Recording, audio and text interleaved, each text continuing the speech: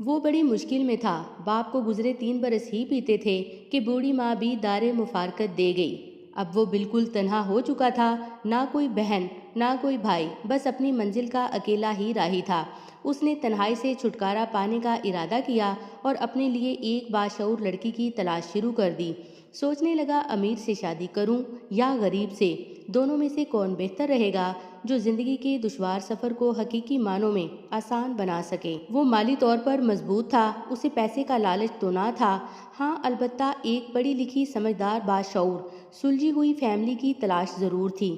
अभी तलाश जारी ही थी कि उसे जाहिदा खाला ने समरा का रिश्ता बताया, जो एक इंतहाई गरीब घराने से ताल्लुक़ रखती थी। जाहिदा खाला के इसरार पर वो समरा को देखने उसके घर गया। समरा उसे और वो समरा को पसंद आ गया।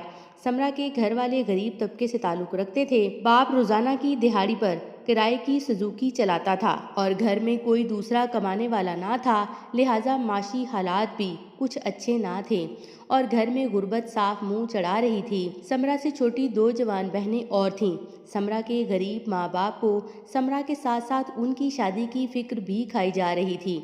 उसके लिए फैसला करना बहुत मुश्किल हो रहा था। एक मुलाकात में वो कितना जान सकता था। लड़की बज़ाहिर तो अच्छी थी, लेकिन तालीम की कमी और गुर्बत आड़े आ रही थी। अभी सोच में गुम ही था कि उसके पास मिसिस कलसूम का फ़ोन आया।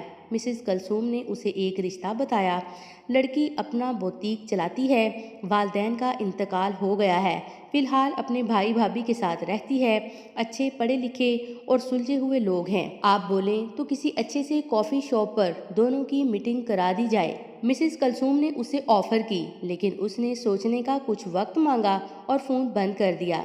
जैसा वो चाहता था वैसा उसे मिल रहा था, लेकिन जैसे ही वो कोई फैसला लेने की सोचता, उसके सामने समरा का मासूम चेहरा और उसके मजबूर बाप की फरियाद करती आंखें घूमने लगतीं। उसके लिए फैसला करना मुश्किल से मुश्किल तर होता जा रहा था। एक तरफ उसकी ख्वाहिशात के मुताबिक मुआशी तौर पर मजबूत, पढ़ी लिखी, बाशऊर, सुलझी हुई फैमिली थी, तो दूसरी तरफ एक गरीब घर था जिसमें 3 3 जवान बेटियों का बाप अपनी जिम्मेदारियों से सुबकदोश होने की राहें ढूंढ रहा था। आखिरकार उसने फैसला किया, वो गरीब की बेटी से शादी करेगा। उसे वो इज्जत, वो मकाम देगा जो एक अच्छी बीवी को मिलना चाहिए। लिहाजा रिश्ता तय हो गया। शादी के लिए 6 माह का वक्त लिया गया। उसने समरा के वालदैन को जहेज समेत किसी भी तरह की तैयारी से रोक दिया। अल्लाह का दिया उसके पास सब कुछ था, अच्छी मुलाजमत, अपना घर। वो समरा के वालदैन पर किसी भी तरह का बोझ नहीं डालना चाहता था। तालीम जारी रखने के लिए उसने समरा का कॉलेज में एडमिशन भी कराया। समरा को नया स्मार्टफोन खरीद कर गिफ्ट किया। दोनों का आपस में मोबाइल के जरिए राब्ता भी हो गया। एक दूसरे को जानने का आगाज हुआ। बात के दौरान उसने महसूस किया, समरा अदबो आदाब, मैनर से काफ़ी हद तक नावाकिफ़ है, साथ झूठ बोलने की भी आदी हैं। बज़ाहिर तो ये इतनी बड़ी बात नहीं थी, लेकिन क्या जिंदगी भर ऐसे इंसान के साथ रहा जा सकता है? ये सवाल उसके दिमाग की घंटियां जरूर बजा रहा था। इसी दौरान ये भी मालूम हुआ, समरा पढ़ने में बिल्कुल दिलचस्पी नहीं रखती और वो कॉलेज से मुसलसल गैर हाजिर है। मौसूफा दस्तकारी से बिल्कुल अनजान है, जबकि अमूरे खानादारी में भी कोई ख़ास मकाम नहीं रखती हैं। मज़ीद ये कि जैसे जैसे वक्त गुजरने लगा, समरा का रवैया उसके साथ रोबदाराना, हाकमाना होने लगा और उसके ख़यालात सोच का मजाक उड़ाने और तज़हीक करने लगी।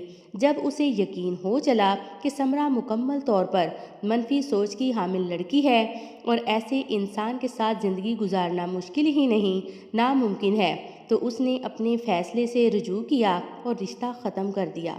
कुछ दिन बाद मिसिस कलसूम से रब्ता किया और उनके साथ कॉफ़ी शॉप पर एक मीटिंग रखी।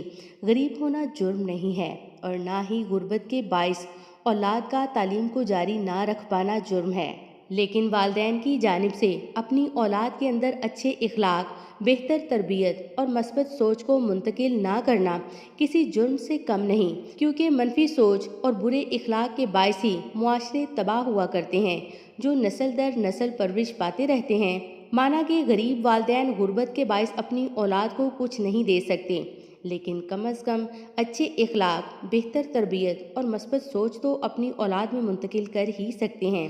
خدارا اپنی بیٹیوں کی اچھے اخلاق اور مثبت سوچ کے ساتھ تربیت کیجیے تاکہ کوئی مثبت رشتہ آ جائے تو یہ کہہ کر واپس نہ لوٹ جائے میں غریب کی بیٹی سے شادی نہیں کروں گا۔